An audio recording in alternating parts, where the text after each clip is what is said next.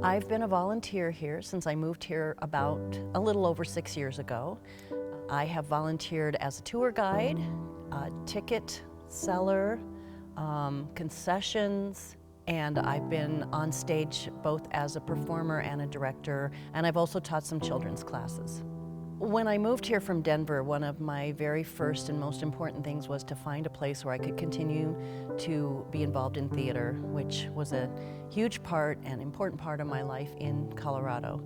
So, of course, I saw the Opera House and thought, great, that's what I want to be. Well, I would kind of walk by my first few days here in town. It was always locked up. I didn't know even how to access it, and I was in a coffee shop one day and someone introduced me to somebody who was a big volunteer here, and he was interested in my theater background, so he took me right over and I signed up as a volunteer right then.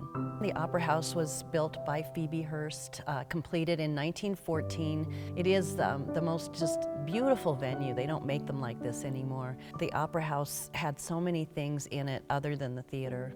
The library that Phoebe Hearst started to bring literacy to children, the bowling alley, the swimming pool, and all of it was free to the miners and their family, except for some of the ticketed events. And then in 1984, the devastating fire that burned so much of it and that has made it look the way it looks today. I believe it was 1996, somewhere in that mid to late 90s, where a nonprofit was formed to begin the restoration, to make it as much like it used to be as possible.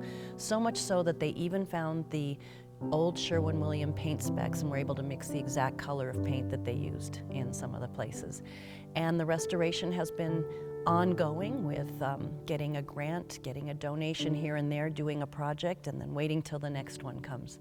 So it's been a slow process. The great thing is the theater is usable.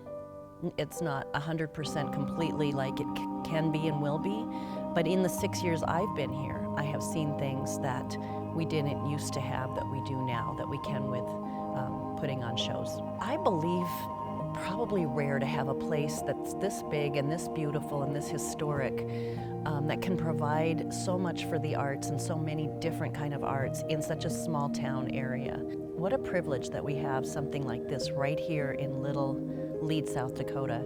There's so many ways to be involved, whether, like I said, on the stage, behind the scenes, also as a patron. We want more and more people to fill the seats. Anybody who's a performer performs better when there's a big audience that is giving you feedback and energy from the crowd. The problem with any kind of project like this, especially for a nonprofit place, is always money.